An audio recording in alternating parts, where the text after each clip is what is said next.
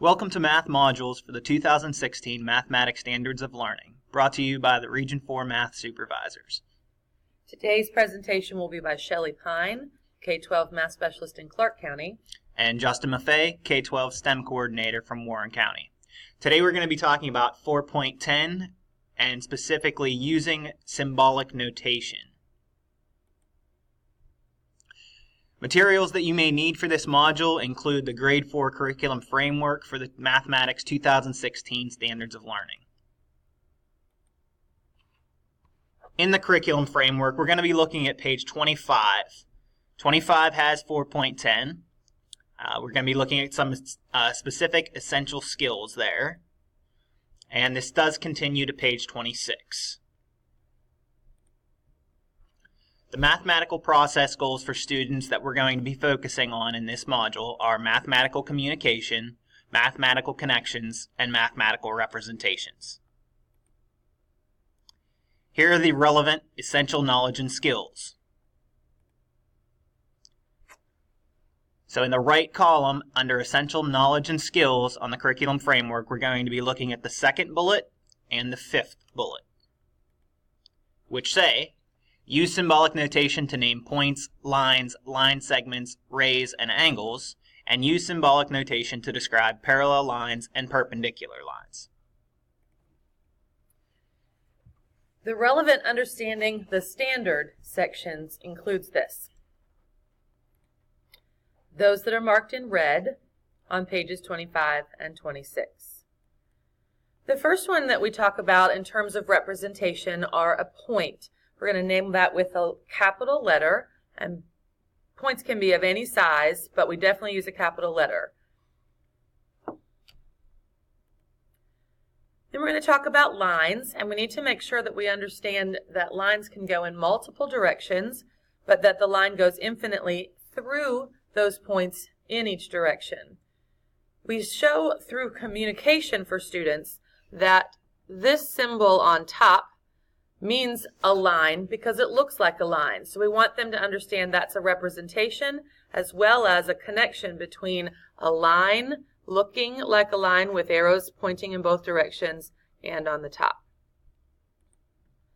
A line segment works in the same way. We want to make students have this connection between the segment mark on top of the two letters and the fact that it's a segment with no arrows. These can go in either direction. This is segment AZ or ZA. Again, making a mathematical connection to this symbol on top of AB is that it is a ray. It does go in the direction of the endpoint first through the other points. So this has to be ray PQ. The other choice is not available. Taking a look at this picture, we want to note that there are multiple rays. There is ray CP, ray DM. There is also ray CD and DC.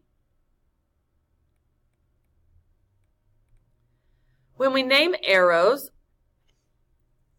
angles, you'll note that there are three different ways to do that.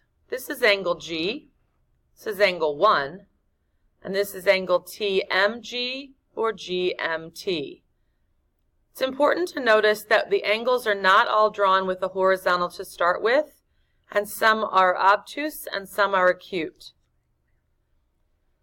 This could also be called angle M, even though the other letters are named on the rays.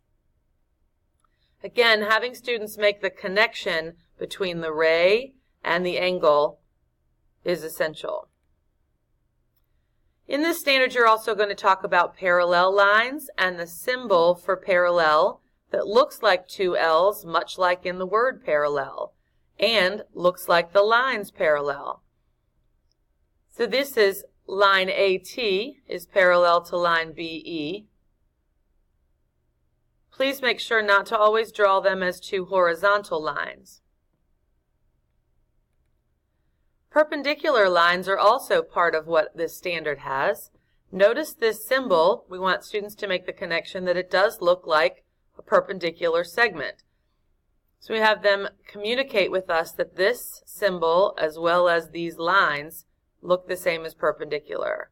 Again, make sure that perpendicular are not always drawn with a horizontal and vertical. Also in this standard, students need experience making markings that indicate that segments are or sides are the same length or congruent or parallel. It's important to notice these symbols in this section as it leads you to SOL 412. Some of the possible assessment questions that we could be looking at include looking at the drawing, determine which of the following statements is most likely true. So what I notice right away is there are no perpendicular lines in this drawing. So right away, letters B and D are not going to be possible choices for me.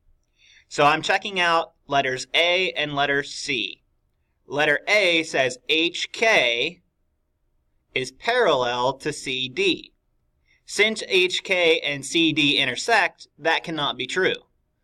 Looking at letter C, it says line CD is parallel to line AB.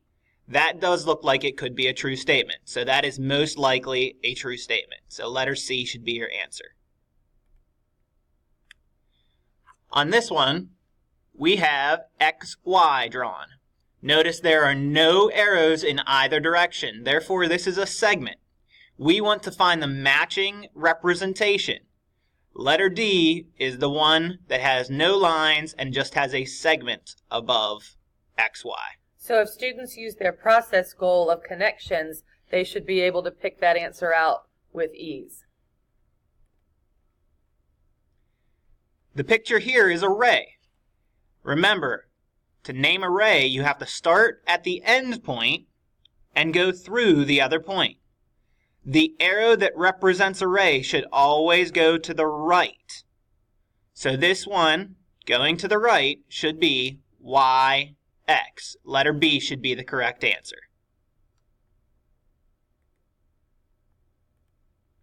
Here we have what would be considered a hotspot question. We couldn't exactly make a hotspot, so we did the best we could. The students would have to drag the red boxes to outline the answers that they felt were correct. They may not use all the boxes. So we are selecting all of the possible symbolic representations for the angle shown.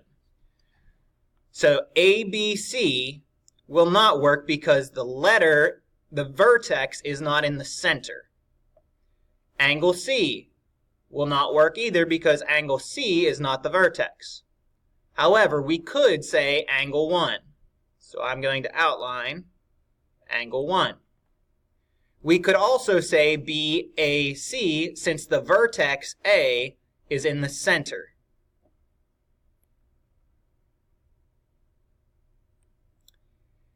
Could not say angle B because B is not the vertex. And we never use a combination of letters and numbers to represent an angle. So our two correct answers are angle 1 and angle BAC.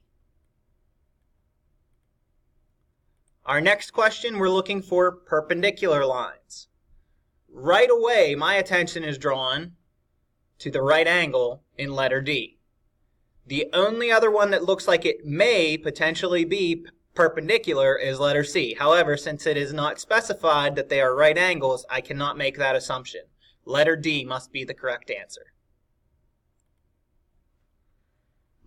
This is as close as we could get to a drag and drop picture. So we're going to take pictures from the right and drag it to the symbolic representation on the left. So we know point A can go over where point A is. Segment MP goes through segment MP. We have ray AM. We have angle BAP. We have parallel lines, so that goes in the parallel line. And we have perpendicular lines.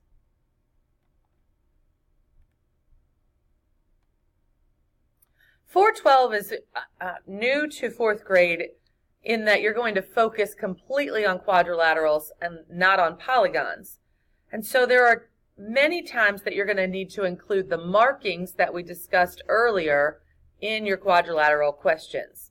And it is specified in the Understanding the Standard how these geometric markings will be used. So one of the things that we've seen in recent SOLs is a combination of multiple standards in one question. This was our attempt at what we think may be a type of question asked where 4.10 and 4.12 are incorporated together. So students are told that they are specifically looking at a rectangle. Therefore, they should know the properties of the rectangle, that opposite sides are congruent, opposite sides are parallel, and you have 4 right angles. So in this one, we're selecting all the true statements. Again, this would be a hotspot, and this was our best attempt at a hotspot question. So we have to see, is BA, the first one, BA parallel to BC? Well, since they intersect at letter B, that cannot be true. Line AB perpendicular to line CD. AB to CD. Since they will never intersect, there's no way that they could be perpendicular. Line AD, which is the bottom of our rectangle, is it parallel to BC, which is the top of the rectangle? Knowing our properties of rectangles, that is true. Likewise, AD being perpendicular to CD. A student would have to know that this is a true statement since a rectangle has 4 right angles. So angle D would be a right angle, making AD and CD perpendicular. Students would need to also incorporate their knowledge of symbols with what you've learned about properties of rhombuses. Rhombi. So when we look at this picture, we see 4 equal sides, so our first thought might be square, but then we don't have any right angles, so we need to get that out. We think rectangle, but no right angles again. It is a parallelogram since opposite sides are parallel, but is more specifically a rhombus as all 4 sides are equal. Again, 410 and 412 come together here with symbolic representation. We hope you've enjoyed this presentation. Thank you.